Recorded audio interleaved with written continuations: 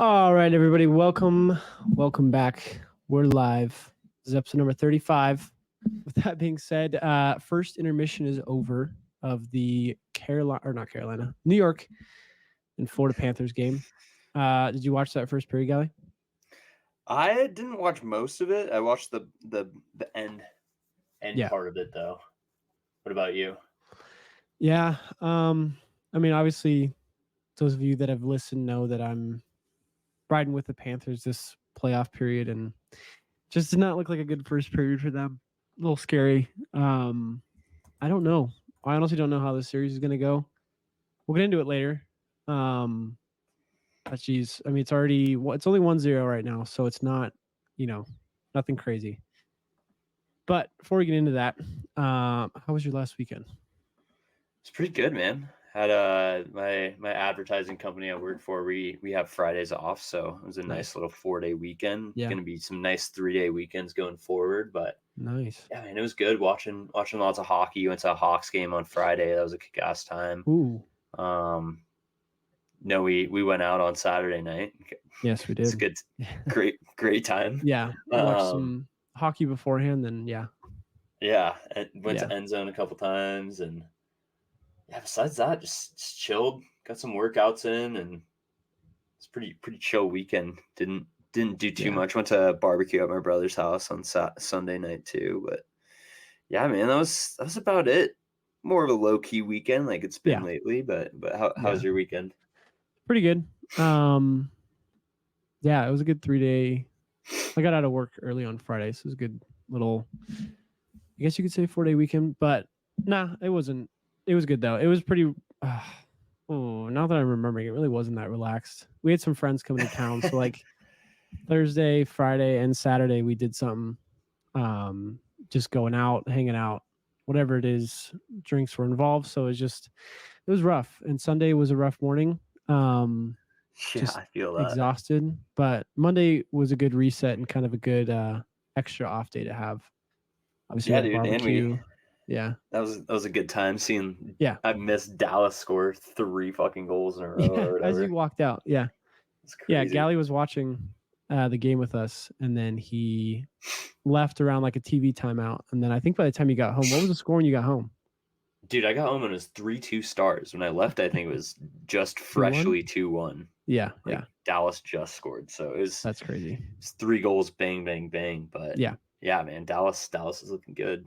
They looked good in that game. So yeah, they did. And we'll get into it, but yeah, I thought the games over the weekend were interesting. Dallas looks good. I'm excited because I don't really want the Oilers to win. Did you end up playing basketball today?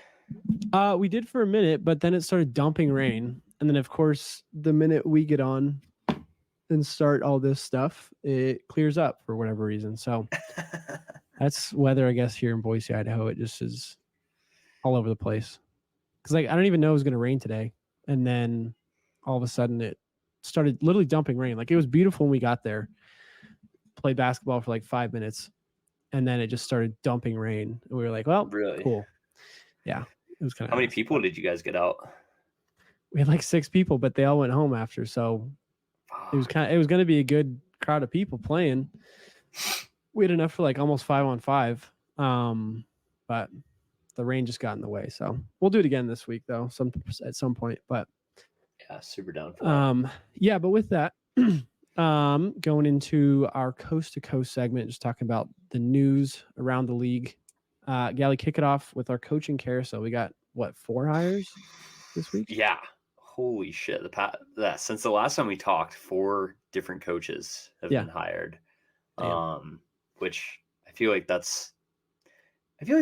doesn't usually happen around this time of the year. I feel like teams kind of wait playoffs, post playoffs or just right after the season, not in the midst of the playoffs. But for some reason it did happen. We had 4 different coaches. I know we talked about Sheldon Keefe last time and Craig Berube getting hired, but Sheldon Keefe did get rehired, which I think that's a very quick turnaround. It was. If he literally got let go, I think a week before he got announced that he was signing with the New Jersey Devils as their new head coach. And yeah, just kind of crazy, just weeks after getting knocked Yeah. out. I mean, you've been the Leafs coach for, I want to say 3 or 4 years within the Leafs system for a Mhm. long time with the Marlies too. And just, hopping right over to New Jersey. I've seen a lot of things like, I mean, all of these coaches, not all of them, but 2 out of 4 of these coaches have played or not played, but have coached at the NHL level. Mhm. So that's why I kind of just said coaching carousel, Yeah. like you get fired and then get hired by another team right away. But I don't know. What do you think about this Sheldon Keefe signing? Do you think this is good for the Devils? I do. I think for the Devils, they've one for Sheldon Keefe. I think that's a great turnaround from going from like Toronto Maple Leafs to now.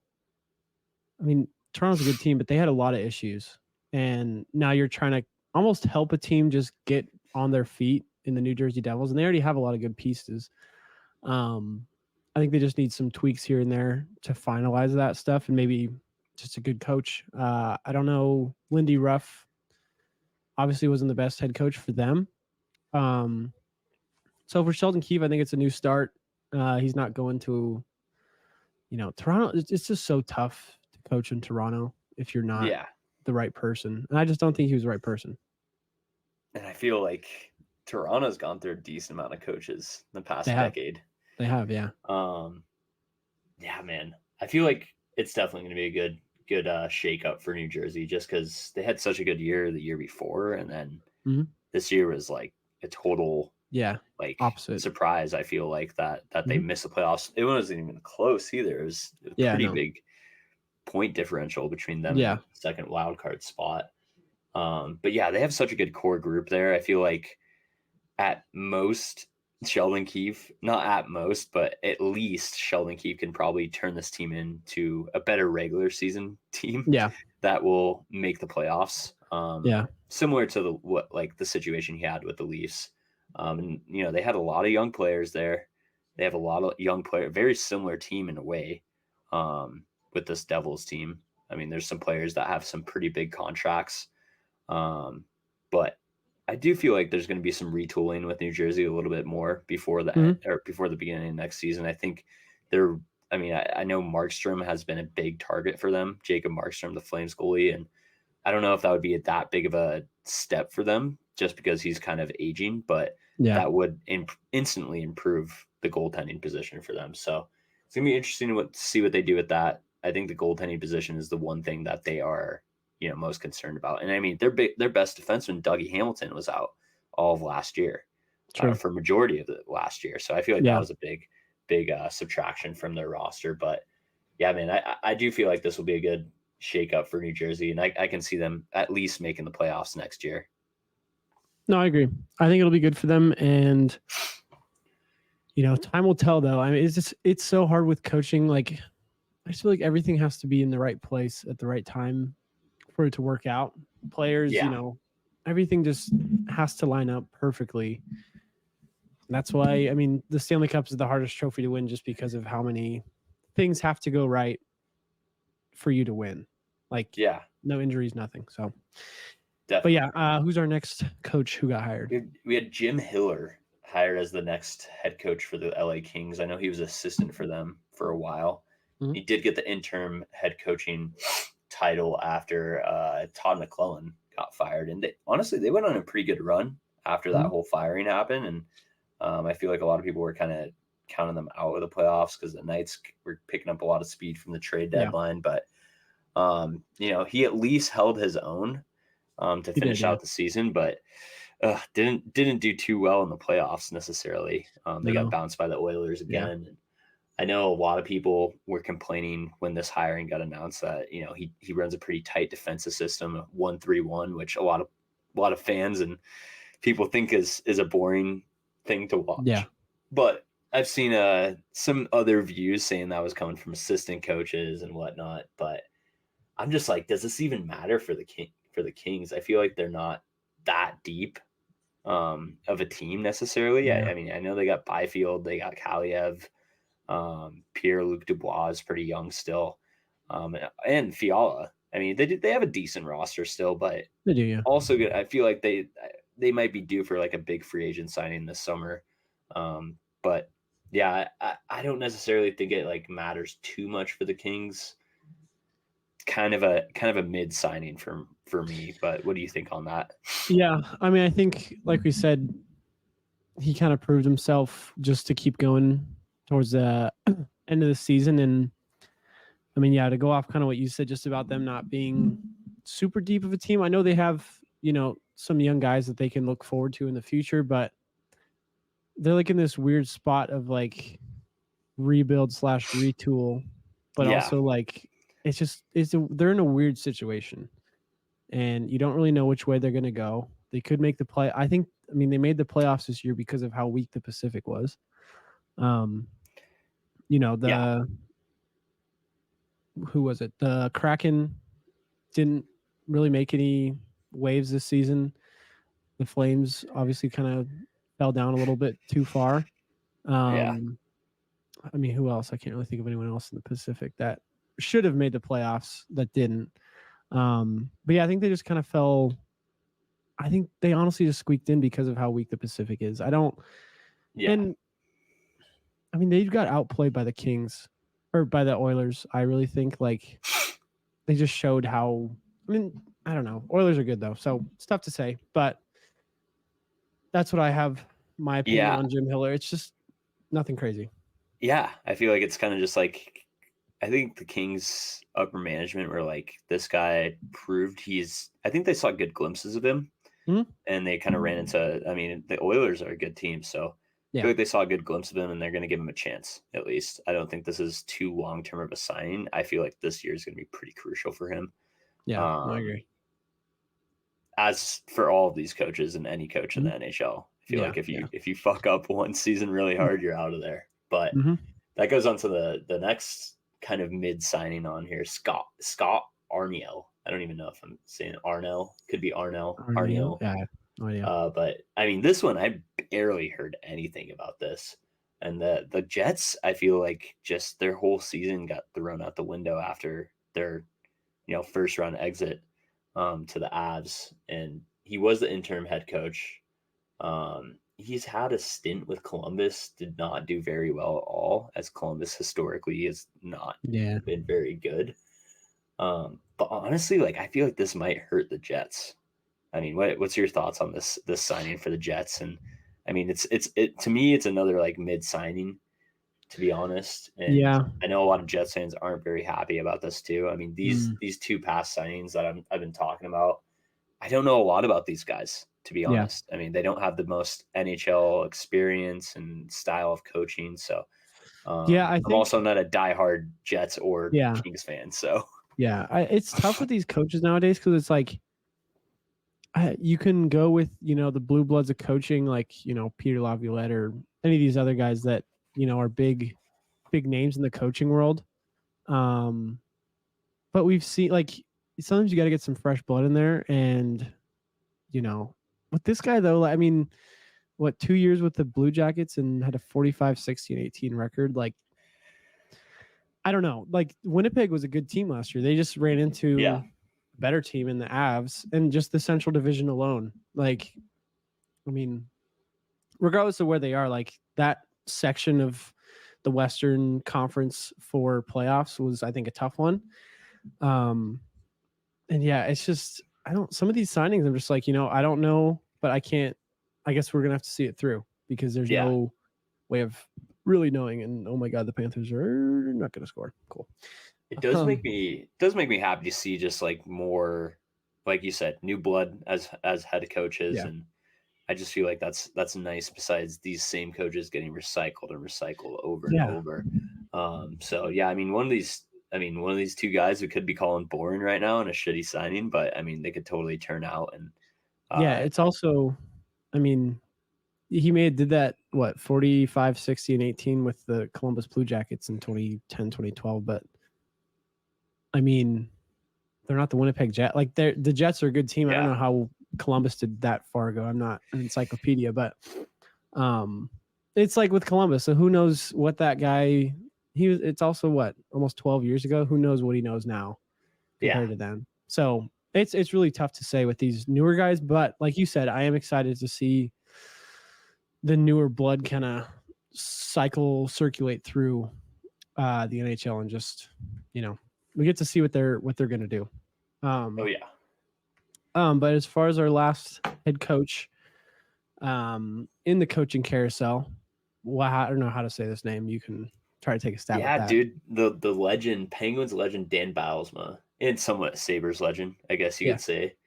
But yeah, he's a head coach for the Penguins. He brought them to a Stanley Cup in 2009.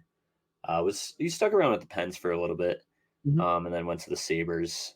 I think it was literally 2009 to 2018 was his head coaching stint. So about he's got 9 years of NHL coaching experience, which I feel like that's, obviously people might be like, oh, that's not as much as some of these coaches like Torts, Boudreau, whoever. I mean, but I will say, 9 years to stick around 9 years in just 2 teams, that's pretty impressive. Yeah. That shows that 1 year leader, but I feel like you're a good head coach and he has a Stanley Cup under his belt. But I think these past 2 years within the Kraken organization have been crucial for him. One, getting signed as a head coach for this AHL team, brand new AHL team out of Coachella Valley, with, I'd say Kraken have a pretty good prospect pool. They made the Calder Cup final last year. They're in the midst of the conference final right now. So, he's definitely proven at the AHL level and he belongs in the NHL. Yeah. But not only that, I think he's just successful with these younger players. And I think that sounds very attractive for a young roster like the Kraken. But the only thing for me was like weird timing to announce this because they're in the middle of an AHL playoff run. I feel like that's kind of like a weird vibe in the locker room. Like, oh, like coach is leaving us after the season going up to the big club, which is awesome. I know all those players in the AHL want to make it up to the NHL. Yeah. But mid-playoff run, it's going to be interesting if this affects the Coachella Valley Firebirds and how they continue their playoff run, because I want to say they're playing Milwaukee right now, and I think they're up 2-1. But yeah, man, I do think this is a good signing by the Kraken. Out of all of these, I like the Dan Bylsma signing the most. Yeah, I like Sheldon Keefe to be like personally. I think that one's a really good hire just with the team that they have. But yeah, the other two is just like a waiting game. I guess we're gonna have to see what they can do. And yeah, to have any coach that has won a Stanley Cup or knows what it takes to win a Stanley Cup is always a win. I think it's always, something that any team should be excited about and know that coach has done it before and he knows what it takes, or at least has a glimpse of what it takes. So, but with that, so we had some crazy amount of coaches in this week, which, like you said, is just odd for it being middle of the playoffs. Obviously, Dan Bylsma, or however you say his name, hired mid-playoff runs, kind of crazy, just with that's Coachella super crazy Valley, to me. Like still, trying to win. And the Jets and the Kings, really not too bad. They can hire whoever, whenever. Yeah. But with Sheldon Keefe, that quick of a turnaround, and then Bylsma in the middle of a playoff run, just kind of bizarre circumstances. And we'll see if it affects their current teams right now. Obviously not Sheldon Keefe because he's not in the playoffs anymore. But I'm curious what's going to happen with Bylsma and if that's going to affect the Firebirds anyhow. Yeah, honestly, we will see. But we also have some IIHF World Championship news. If you guys didn't see over the weekend, Czechoslovakia's 13th gold medal, 1-3. Winning it on home ice as well. David Pastrnak, if you saw those videos, winning it off, or did he score the game-winning goal?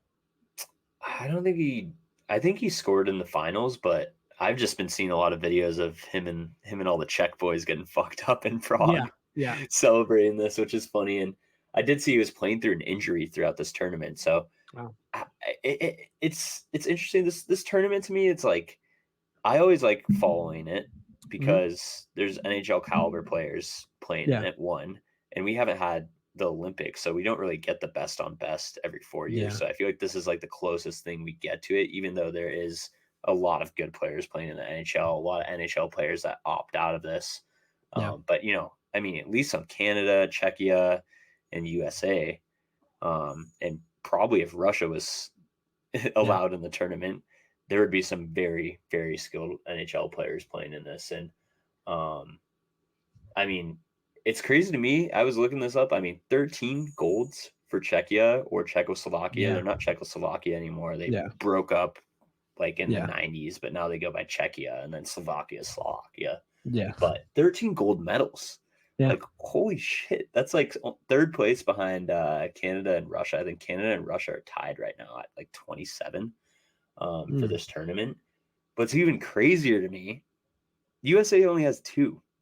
Yeah. Like, it's insane to me that Czechia, a country of 8 million people or so, has 7 times the amount of gold medals as us in this tournament. And I feel like a lot of people are like, it doesn't matter. It's not really an important tournament necessarily. But, I mean, that's still hardware you're bringing home for Team USA.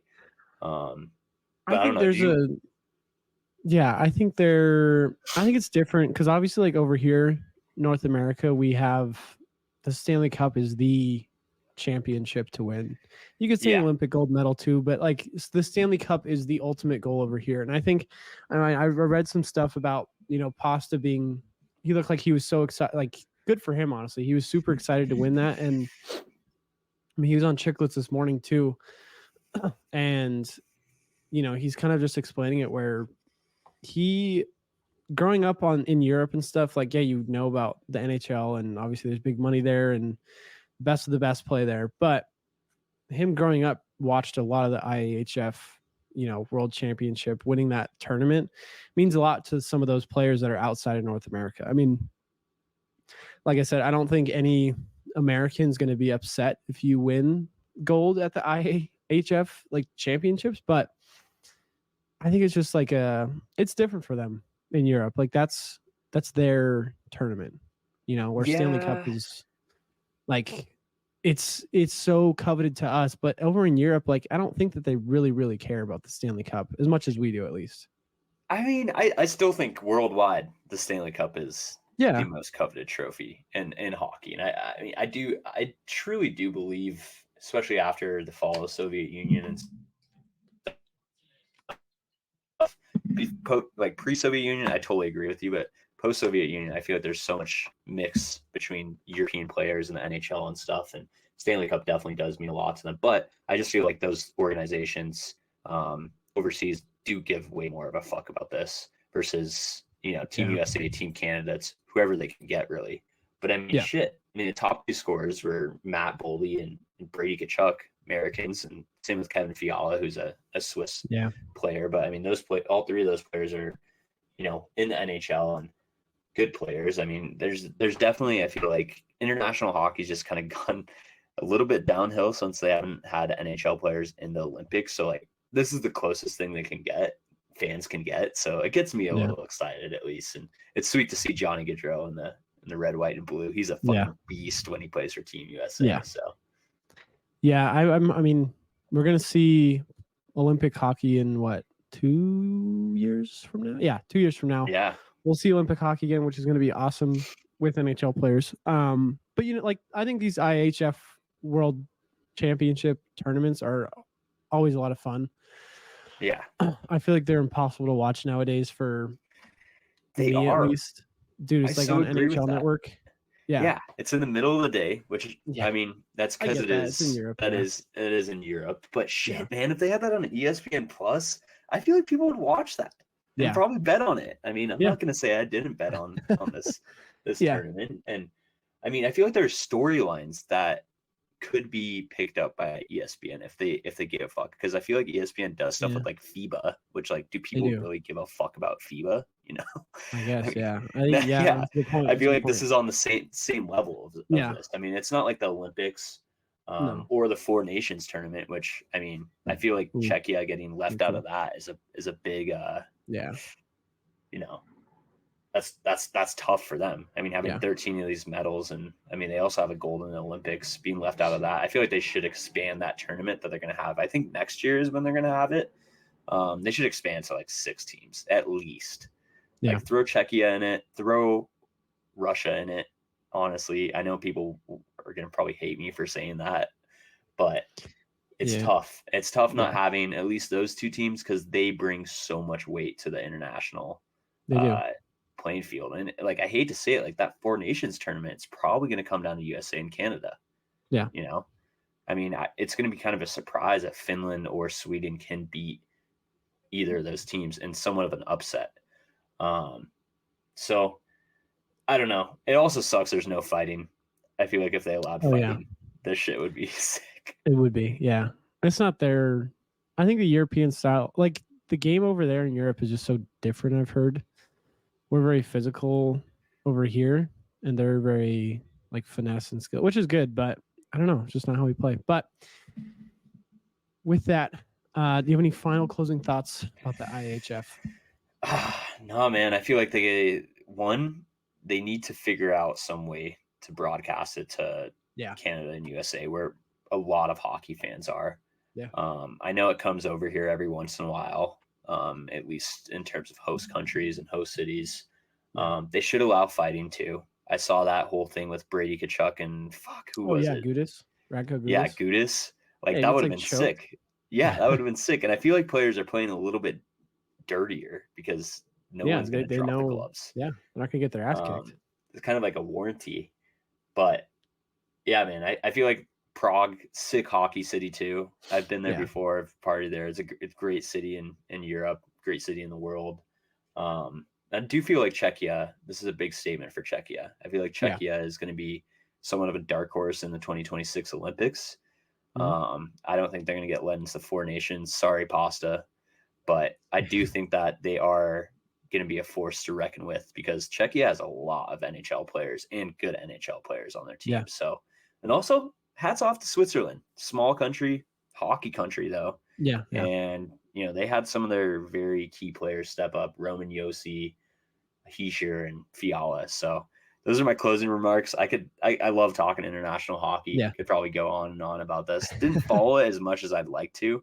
But it is tough. It is something fun to watch in addition to the playoffs. Yeah. So it's just like an extra thing. And I think that's why it's not popular, just because of the playoffs going on, and like there's so much to catch up on with everything, and it's in the middle of the day. So, but ESPN, honestly, that's my one wish is like just if we could figure out how to watch it not on NHL Network, because we've all been duped into like canceling cable and now we can't even watch NHL Network or get NHL Network on like YouTube TV or something. I don't know.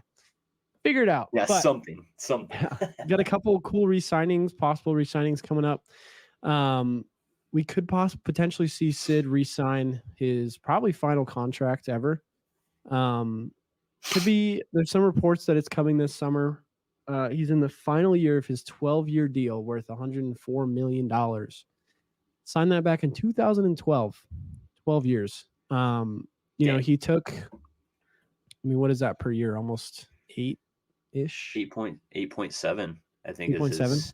His average per year. Which is a huge, it's a huge underpay for a player of his caliber. I think the Pens were looking ahead when they did that. But I mean, not only that, I feel like, with Sid, Panthers just score. Nope. They're looking, I don't know. It was kind of a loose puck, but we'll see. With Sid, I mean, honestly, to take $8 million a year is like, it's such a captain move. Like, you can make as much money as you want in the world. Like, $8 million a year is literally so much money. And the difference between that and $10 million a year is like, I don't know. It's just, you want to make room for your team, or you're going to end up like McDavid and Draisaitl and be the only two people carrying themselves. But Sid's won, 2 cups in that time since he signed that? Yeah. I mean, since he signed that 2 cups. Yeah. So I feel like it definitely paid off when they had those cup runs. And I mean, I feel like not really this past year, but years before, they still looked competitive. Yeah.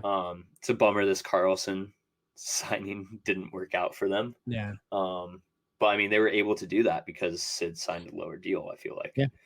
No, exactly. So, and I feel like some of these players just need to, put the ego aside. You don't need to get paid $13 million a year and play for your team because that's going to win you championships. You're not, you can have I don't know. I love that Sid takes that. But there are some reports that he possibly could take more over close to 10 mil a year. And I don't know. I love Sid, but I just don't think you can sign him for very long at 10 mil a year. Obviously he's a very long-term deal. Well-respected player. Yeah, it's just I don't know. I mean, maybe you could. I don't know. What do you think? I feel like a 3. I mean, for what he brings to the Penguins organization, what he brings to any organization, I feel like you can at least give him 10 mil. I mean, we got fucking Darnell Nurse out here making 9 something million. I mean, if you look at comparing players, what Sidney Crosby brings to not only the players around him, the fans around him, the organization, his captaincy, his leadership. I mean, it's an instant ad. And I feel like $10 million is still, in my opinion, an underpay. The biggest thing is just his age. I mean, that's the thing that's holding him back. Yeah. And I don't think the Pens are going to let him go. It would be crazy if he signed somewhere else. That would be the biggest shell shock of the whole summer, I think. Possibly biggest free agent signing in a while. Yeah. Well, I think his contract is still good next season, but they're talking about re-signing him for the following season after that. So I would hope that they get it done early, because if it comes, midway through the season, Sid still hasn't re-signed, that's just a little scary for the Penguins. Because like you said, I mean, Sid is such generational talent, obviously, but what he brings to the Penguins is a lot. So we'll see what the actual number is going to be. Maybe adjusted for inflation, 10 mil is around that 8.7 when he signed back in 2012. Yeah. But also, I think you signed this guy 94 points this season too. I mean, I'm just looking it up. True. He had his second highest. He had his second highest total with goals this season too. Yeah. I feel like you got to at least sign him till he's 40. So a 4-year, $10 million deal. But hopefully he doesn't take that insulting and leaves after that. Go sign with the Colorado Avs. Honestly, let him or something. Let him pick his price. If he's okay with making 8.7 to keep, his. I mean, that's his number, I guess, too, 8.7. So maybe he wants to stick with it for good luck. And I think more players should adopt how he thought about it. Maybe McDavid should sign a 9.7 deal per year. I don't know, but I just think to win a cup, there just needs to be some sacrifice. You can't expect that you're going to get paid tens of millions of dollars in this, the way the NHL gets paid. It's not football. Eric Carlson does. Yeah, exactly. It's he screwed us over. Or Jonathan Huberdeau. Yeah, it's dude, you're not. I don't care how much. I don't know. People just need to. These players sometimes I get it. They want to make their money. But geez, man, being worth $8 million gets more money than anyone. That's, I would say, probably 100%, maybe 98% of the people that watch the NHL are ever going to see that much money in their life. Yeah. So it's crazy. I mean, to be fair, I feel like these players have put in a lot of sacrifices. So they have. I mean, that money does work out in their favor, especially how much the NHL is getting for money. No, it's a good point. From I'd rather TV have deals the and players whatnot. have it. Yeah. So I mean, I don't know. I feel like it's not as much that, but I would be stoked if Crosby stays a Pen for life, because I mean they're going to retire his jersey number no matter what. But we'll be interesting to see what he's going to get for this next deal. Yeah, we will see. But next one, I'm fucking excited. Will Smith, watch out, Chris Rock, because Will Smith is a San Jose Shark. He I know the past couple episodes I've kind of said that maybe let him develop, let him stay another year. But honestly, I would leave it up to him. Truly, if he wanted to go back to BC and take that title, take a run at it again with his buddies. I mean, let him. It's not like it's really going to hurt the Sharks a whole lot to give him another year of development. But at the same time, like, he learned what he did. He proved that he's a point scorer. He, led the league, the NCAA in points. And I think with Macklin Celebrini coming over, I think that definitely boosted his confidence just in terms of, wanting to come back over, and the organization as a whole just being like, yeah, we need him. We need him over here. Yeah. So very excited for that. That happened today, like this morning. Did see that. And yeah, I'm really excited for the Sharks, but I want to get his jersey real soon. So we'll see. What number is he going to be? Number 2. He's already said it before. Oh yeah. That's sick. What is it? I think the Sharks saved his, they're saving his number 2. Because obviously when he went to BC, he used number 6 because someone else was number 2. But yeah, he's got the number 2. So we will see. But all right, let's jump into it. Unless you have any thoughts of Will Smith, but I think that's a good signing for them. Yeah. But yeah, I feel like he's definitely up there in the Calder discussion too. Yeah. Could be. I'm stoked to see him and Celebrini though, to see what they do in the NHL. I feel like that's a really good 1-2 punch. Kind of reminds me of Joe Thornton, Pavelski. Yeah. That sort of vibe. Yeah. Nothing too flashy of a franchise players, but a good 1-2 punch. But yeah, I think that's going to be really good for the Sharks going forward. And Verhaeghe just scored out of the air. God damn. Oh fuck, dude! Look down for 1 second, and there's goals going in. Yeah. It does look like we have one viewer too. I don't know if they're still on here, but what's up? Yeah. Show yourself. We're going to be answering some questions if there is anyone that's watching. But let's get into some playoffs. Enough about the NHL, or I guess the news around, but then we got playoffs. Right now, the game we're watching, we'll jump into it, Rangers versus Panthers. This is very clear, but it's a must-win for the Panthers tonight. They cannot go down 3-1 to the Rangers. Rangers are such a good team, and they've shown that, there's a reason that they're the President's Trophy winners. I feel like they're a very good case of a team that could break that President's Trophy curse. Yeah. But I mean, for the most part, Rangers have been closing it out in overtime, which is crazy, especially when the Panthers were doing what they were doing last year in overtime. And I think, they've given them a run for their money, and I think it's going to be a good series if Florida wins tonight. If Florida does not win tonight, this could be over next game. It could be over in game 5, but dude, Florida's been looking good this period. I know we kind of talked first period, didn't watch as much of it. Got a little workout in, so wasn't able to watch too much of it. But that was a good save. But yeah, man, I feel like the Panthers are flying a little bit more this period. They've picked up the pace and at least gotten to New York's level. But yeah, man, I feel like if they don't win this game tonight, it's going to be hard to come back 3-1 against a team like the Rangers. And I feel like the Rangers are just an all-around good team. I think they have a lot of good playoff experience on their team as well. Players that have not won a Stanley Cup, players that have been involved in long runs, all sorts of things. So I think Rangers look really hungry. But yeah, if the Panthers don't win this, good night, Jim Kite. Yeah, it's going to be tough for them. So they definitely need to do that to keep this series interesting. It's 2-1 right now.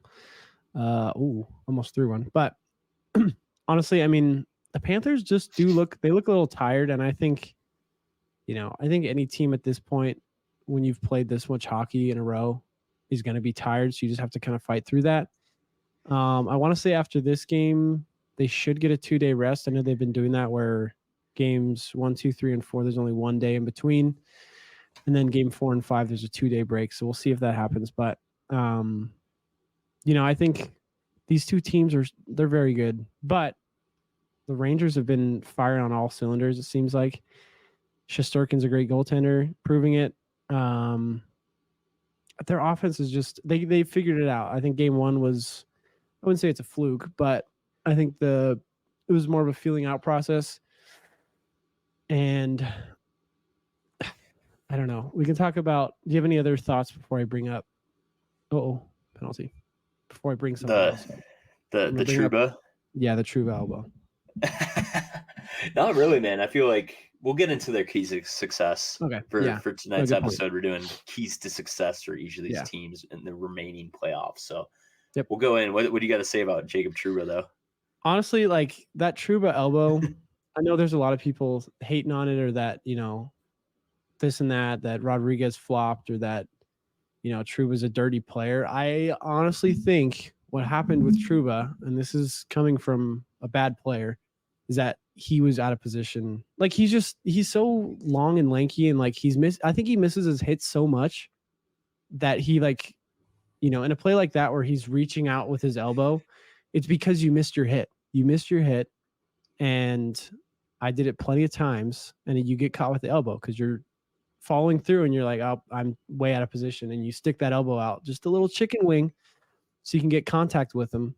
And, it's right at the head. And obviously Trouba's a big guy. So it's like, I don't know. The league's just gone this direction of like, calling everything head contact. And it's like, okay, what is this 6'8" dude like Matt Rempe supposed to do against this 5'11" Yeah. guy? Like, what is he supposed to do, honestly? Yeah. And I feel like it's a playoffs. Unless you are murdering someone out there, you're not going to get a suspension. So no, these fines will keep stacking up for those type of plays. But I mean, I don't know. That's all I got to take about on this Trouba. I know Trouba is a pretty gritty player, and he's not afraid to drop the gloves and make big hits. So, and he's known for, I mean, people call him dirty all the time. I don't think he's honestly that dirty. I think, like I said, one, he's big, and two, he's out of position with his hits, or like he just doesn't line it up correct, and he tries to like overcompensate, therefore turning it into like an elbow, anything like that. And yeah, it's just I don't know. I don't like the narrative of that he's a dirty player. I think a lot of people in the NHL have dirty hints to themselves. Some more than others, but like you said, the final, like you can't suspend the guy. He wasn't going out of his way to literally elbow the guy. Like that would be a different story. Like I said, it looked like he was just out of position. But you throw him with a fine, $5,000. It's literally nothing to him, but it is what it is. Yeah, I think he's making like keys. He's making like $8 million a year or something. Yeah, so not too bad. But no, it's nothing. But yeah, keys to success. We'll start off with the Rangers. I think one of my biggest keys to success for them is just keep these games low scoring. I feel like they're a very good team when it comes down to these grinding out games. They have the best goal. I mean, arguably the best goalie in the league. So is this when for the Rangers, right? Yeah, for the Rangers. But for the Rangers, yep. I mean, when they do have these low scoring games, I feel like they succeed a lot more. They're able to squeak out these goals, work with their depth, which I think New York has really good depth. Yeah. But also, I mean, just staying out of Florida's bullshit that they've been always trapping these teams in the playoffs. I feel like they've been doing a good job of that this whole series. It's been a very competitive series. There's not been too many fights and crazy moments like that. There hasn't been too many games where the floodgates are open and it's 6-1 or 5-1 or whatever, which we've seen in some previous series with both of these teams. So I think it's a very good key. But I know I already mentioned this before. Shesterkin. I mean, keep relying on him. He's playing lights out this series. 7 goals against this whole series so far, which now it's 9 goals actually. Which that Verhaeghe goal was fucking crazy. Yeah, too, the tip out of the air. Yeah, knocking that out of the air. But yeah, the one thing that I saw too was like their best players have not been scoring a lot. I mean, 1 point between Zibanejad and Panarin, and they're up in this series. That's so surprising. Yeah. Mark Goodrow, Lafreniere, who we called a bust a couple weeks ago, is just like all of a sudden Sidney Crosby. Yeah, I mean, I think for the Rangers, like you said, once those key players can start scoring, but I feel like Florida also might just have a lock on those players. And I mean, I think both these teams are very deep, but I think the Rangers just might be a little bit deeper in a sense. Yeah, I know the Panthers look so freaking good though, man. They do. And it's not that, I think they've just been able to clutch it up in those moments that you need to. Overtime, 2 overtime goals. I want to say both from Barclay Goodrow. If not, he just has a couple of goals. But I mean, I think for the Panthers, like you said about them, the Rangers not falling victim to the Panthers' antics, I think the Panthers need to do a little bit better of trying to get under their skin a little bit more. Yeah. I think it's easy when you have the lead to get under the skin of some people, just to kind of like, that's how they've been doing all series long. Like they've, had a quick lead in the series and then, started to kind of play the pass role, and now they're kind of playing catch up. But I don't think you can stray away from that, pesty little play that they do, because it works for them. So they got to keep doing it. Yeah. I feel like that's a big key to success for the Panthers. Yeah. They need to get under the Rangers' skin somehow. They need to get past Shesterkin too. They need to get under his skin somehow. And I don't care if that's, I think you got to put Tkachuk to work. Put Tkachuk out there and do what he does best. Mm-hmm. And that's pisses these other teams and players off like no other. So I feel like that's something they really need to get going. But yeah, the scoring against Shesterkin, I feel like it's just they're snake bitten by scoring against them. They're up 2-1 right now, which is it's decent. We'll see how this game goes out, but that was another key to success for me for the Panthers. They need to win this game, and we talked about it earlier in this conversation. If they don't win this game, it could be over for the Panthers. It would be insane if New York blew that big of a lead. Yeah, which they almost did against the Canes. I will say that they almost did against the Canes. So it's not totally out of the picture, but it's not. Yeah. For how the series is going and how the Rangers are playing against the Panthers, it would be incredible if they were to come back. The Western or in the Eastern, in the conference finals, having a comeback like that would be next level. Like I don't know if that's been done anytime recently, that 3-1 lead. I know Florida obviously did it to Boston, but that's the first round. It's a lot different than the conference finals where you're playing two great teams. But we will see. Do you have any last thoughts about the Rangers and Panthers? No, man. I feel like we covered all bases, and we did. Yeah. I know Lafreniere had a good game last game, and he did a great goal too. We'll see how this third period goes. I would be surprised if anyone else scores, but this is looking like another low-scoring game. It is. I think this might go into overtime, and I'm going to say 3-2 Panthers for tonight. That's my prediction. Okay. In OT. Yeah. Yeah, I think if they can get an OT goal tonight, that would be really good for their just overtime confidence. Because if they lose again in overtime, oh boy, they're not going to be happy. So, all right, well, we're going to move on to Oilers versus Stars. This is another good series. Oh, yeah. Honestly, I'm very, very hopeful that the Stars are going to pull it out. They have a 2-1 lead now against the Oilers after last night. If you guys listen to this on Wednesday, then game 4 is tonight. My bad. God damn. All right. Thank you. But yes, McDavid, he's been really on fire. Do you know how many points he has this season? I don't even know what his playoff points are. I know he's over 20. I want to say 25. Jesus.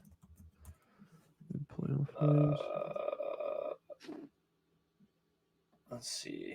Oh my God, my allergies are so bad right now. Yeah, he's got 25 points right now. 4 goals and 21 assists. This guy's a fucking assist getter, dude. Jeez. 21 assists.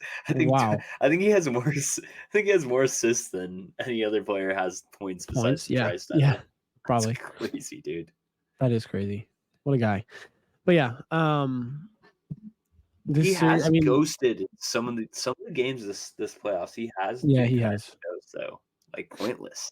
It's tough to ask. When McDavid goes pointless, I feel like the Oilers lose. They rely so hard on those two players. It's without them, it's tough because it's without them, if they're not playing good, then Hyman's not playing good. Then Bouchard's it just spreads. It's contagious. Yeah, it's like a domino effect with the Oilers. But yeah, man. That game last night, a huge win for Dallas. Yeah. I mean, come behind win, down 2-0 away. Yeah. Jason Robertson showed up out of nowhere, which I feel like he's had a little bit of a quiet playoffs. He has. I mean, he's been decent, but not to the level that I feel like a lot of the Stars fans expect him to be. Yeah. No, for just sure. In the league in general too. But yeah, I mean, for him to score that hat trick last night, for them to come back and win. Yeah. Hats off to the Stars. They looked really good in that second period, third period. First period they looked flat, but those last two periods, they looked like a Stanley Cup final team for sure. They did. And honestly, what's crazy too is that, I mean, last year was kind of similar with the Knights and the Panthers. But again, like any four of these teams, they're not going to win their first Stanley Cup, but it'll be their first Stanley Cup in years. Some of them, their first Stanley Cup ever. But I mean, the Oilers haven't won since 87, 89? I think the last time the Oilers won was 1990. Let's say Messier.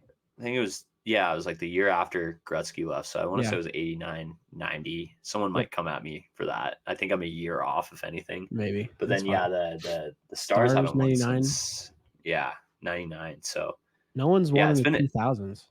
It's been a while for all of these teams. Yeah. But the Oilers have all of Canada besides Flames fans on their back. They do, yeah. There's no way in hell I'm rooting for the Oilers. Like I'm sorry, Oilers. You guys would not do the same for us. No. But not only that, it's rivalry. It's like a Penguins fan going for a Flyers. Yeah, no, you never. Vice versa. So yeah, like I was not gonna happen. Yeah. The biggest reason I love the Panthers so much last year was because of how much like they were playing the Knights. So I'm like, you know what, this is ride or die team right now. And yeah, I totally get that. I mean, I don't really know. I mean, I guess we can throw that out to people out there listening. If you guys are from Canada, are you rooting for the Oilers or are you not rooting for the Oilers? I'm curious because I've seen some other things too that the Oilers are not the most hated, but one of the most hated in Canada in terms of like teams, just overall, not obviously in Edmonton, but I don't know how many people are actually rooting for the Oilers. So let us know down below if, you guys are actually rooting for the Oilers, if you're from Canada. But what are the keys to success for this series, for the remainder of the series? Yeah, I mean, starting off with the Oilers, I know Draisaitl and McDavid have been solid this whole playoffs, but Draisaitl has 1 point in 3 games against the Stars. So he's snake bitten, which I feel like snake bitten is my word for this episode. But yeah, I mean, Draisaitl needs to get going because, like I said, without Draisaitl and McDavid firing, this team is a lot less. Does not look as good. Yeah. I just feel like I on paper their depth's there, and like points wise and all of that, but then it's like how much is that on the power play with McDavid and Draisaitl? How much of that is on a line with Draisaitl or McDavid on the ice? So I feel like Draisaitl's got to pick it up if they even want a chance. Who knows? We might see him might go on a tear. Yeah, because he does do that. I mean, he can easily go 2-3 points per game, like it's nothing. Mm-hmm. But also, like, I mean, last night they're up 2-0. You got to keep that lead against Dallas. Yeah, I feel like when you're blowing those 2-0 leads, especially on home ice, sucks the wind out of the arena, but also out of the whole team. I mean, I feel like when they blew that lead, it was kind of, even though it was only going into the third, I feel like it was kind of the writing was on the wall. Like, fuck. I mean, if we're able to be up 2 goals against this team, which I know 2-goal leads are notorious, but they just got to play better with the lead. They do. So, yeah, we'll see. I mean, what do you think about the Stars overall? Like, I don't know.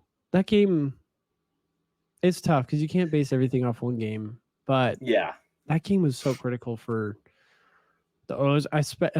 Like being up 2-0 too. And we kind of talked about it when we were watching it, just how a lot of these games have been, quick goals in the first period and then nothing towards the end. But obviously that kind of changed. But what are the keys for success for the Dallas Stars? Yeah, I think for Ottinger to keep playing lights out. and this is kind of the same thing that's going on with the Rangers. Ottinger has been playing lights out. Yes. 938 save percentage, only 7 goals against the Oilers, which that's more impressive to me than the Panthers. I mean, just because how high scoring the Oilers offense is. So, you want Ottinger to keep, playing good, but not only that, keep scoring on Stuart Skinner. That was another point I had that I didn't get to. I mean, they need some better goaltending. The Oilers do. Yeah, they do. And we've been saying that all season. And I feel like Skinner's stepped up a lot this postseason. But yeah, man, I mean, they just got to keep getting past Skinner. I feel like the Stars, they're so deep. They've been spreading out their points all over the place. I mean, you got 35-year-olds. I don't know for sure if Jamie Benn and Sagan are at that mark of age yet. Yeah. But I mean, they are old and they're leading the team in points right now in this series. I mean, they're doing excellent. They have Robertson and Johnston. So yeah, they have good veteran presence. I mean, they have Pavelski too, Ryan Suter. Like they have a pretty older team. Chris Tanev, but they got the young guns too. They do though, yeah. Killing it.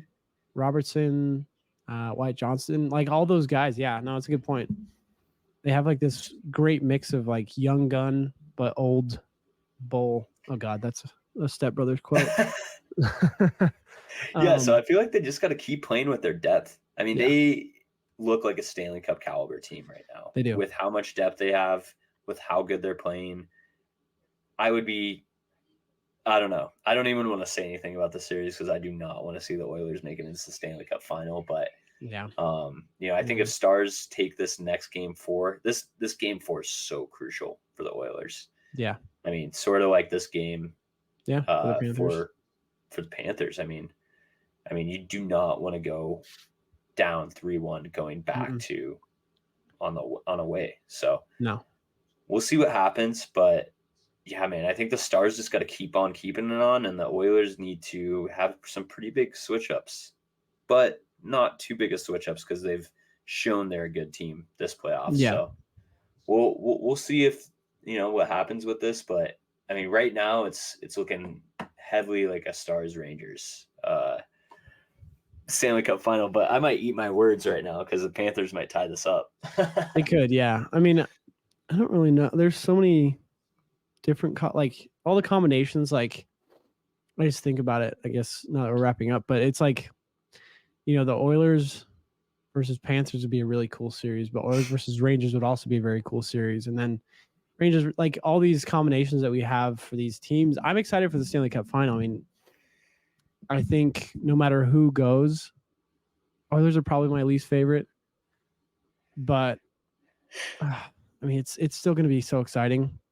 Like even as much hate as we want to give Connor McDavid, if that man lifts a Stanley Cup over his head, it's like, cheers off to him. He's had it rough all alone in Edmonton, and then obviously Draisaitl too. But I think at the end of the day, it still would be cool to see, and I think it'd be good for hockey too. If Connor McDavid wins a Stanley Cup, I think it'll be a good moment for the NHL. It's the next GOAT putting a cup over his head. That's kind of a thing he's always gotten shit for, is just never being able to win a Stanley Cup. I mean, obviously he's only 28, so he's still young. But I'd be sad to see it. It'd be good for hockey. I'm not gonna lie on that. It'd be good for the sport, good for publicity. But I would. But I know. Be sad to see it. I'd be stoked if he stays on the Oilers. I'd be stoked to see him not win a Stanley Cup anytime soon. Yeah, that's true. Good point. And I think, any of these teams, like, I think there's so many players that, the Rangers, I don't really have too much of a connection for to care. I think it'd be awesome to see, the players in Florida win the Stanley Cup, and then also the Stars. Like all those veterans on that team are just so cup hungry. Big time. So I think it'll be a very exciting, Stanley Cup final, and I think by the time we record next week, I think these series will, if they go to Game 7, they'll be wrapping up. So this could potentially be the last episode before the Stanley Cup Finals. But man, I'm excited. I don't know about you. I'm so stoked. And who knows? Maybe we can sneak in if there's a game True. 7. Maybe we could There's a sneak game in 7, yeah. live. Yeah, true. Because I think the next possible game 7 is this one next Tuesday. Okay. So if it does go to 7, we'll see about, maybe hyping it up a little bit more, doing more of like a watch thing instead of like a podcast like this. But yeah, get some people talking questions. I don't Yeah. Did we even get anyone in here? No, I don't think we had any questions. We didn't really promote it. We kind of just did it on a whim. Yeah. So it was kind of tough to get everyone in here. But you know what? Those of you that are watching later or listening on Spotify later, we want to appreciate you guys. We're going to plug the Instagram actually, because we're almost at 430 followers on Instagram, almost at 500. So if you're listening and you don't follow us, go do that now. I'm trying to grow that Instagram. And yeah, I mean, I think. What are we going to do if we, obviously we're going to get to 500, we're going to get to 1,000 at some point. So we'll have some ideas of what we can do for 1,000. Yeah, maybe we'll do a giveaway. Yeah, maybe I'll shave my hair or something. I don't know. That'd be funny. Just like into a skullet or something. That'd be funny. But I think we do have the giveaway with the Stanley Cup final coming up. So I got to keep remembering that to keep it in my bank account. It's only $50 from us each. So yeah, true. But whoever the winner of that is, you got $100 like coming your way here soon. So yeah, we will see. What's that looking like right winning. now? I don't even know how to get it. Bro, I hate also at NHL, please make this bracket challenge like, I don't easier. know. It's like, I love it, but also it's difficult to get to. Like I have to search you have to jump through real hoops to like find anything. Yeah. It's ridiculous. Oh my God, I have to log in. Bro, how many times have I logged in? See? Bro, also Dylan Jones had the Kings. I'm not too far behind. I'm at 35. Ooh. That's bad. You're third right now. And then Tank for Celebrini's in first. Hank for Celebrini. I have no idea who that is. Could be John Bueno, one of my friends. But I don't know. I got some Sharks fans too, so I'm not sure. Yeah. But he's got the Final Four right. He's gotten holy Kevin shit. I think it's my uncle's friend. There's Scott, Sue, Zach. Yeah. Bro, he's gotten every single team right so far. Tank for Celebrini? Who? Yeah. Oh. Show yourself, right? Tank for Celebrini. No, he missed. Oh, wait. Yeah, he just got the dude, he's got a perfect bracket right now. He just has the games against. Yeah. Wrong, but everything else. That's hard. Yeah, it is. That is. I mean, this guy's gotten basically a perfect bracket, looks like. Yeah. Yeah, literally. We shall see. But with that, thank you everybody for listening today. If you hopped on the live even just for a second, thank you. And we'll come back to you guys next week on Wednesday, and just keep watching hockey. It's wrapping up soon, and then I think for the future we've got some fun stuff for the draft planned coming up. So even if the season's over, we're not done, and we're gonna be doing some interviews over the summer. So we're gonna keep it fun here. But Cal, you have any last things to say? Nah, congrats to Czechia and Pastrnak. I love that country. Been there before, so great time. Yeah. I know I feel like I'm gassing that I've been there a bunch, but I love the place, man. I spent an extra night there because I had such a good time. But congrats to them, and yeah, man, it's been a good playoff so far. I'm very excited to see how both these series have been good so far, close. They have. And it's going to be sick to see who makes the Stanley Cup final. We got the draft coming up, all sorts of interviews. Stoked for that. So yeah, thank you to all of our followers, and yeah, we'll catch you guys next time. Yep. See you guys.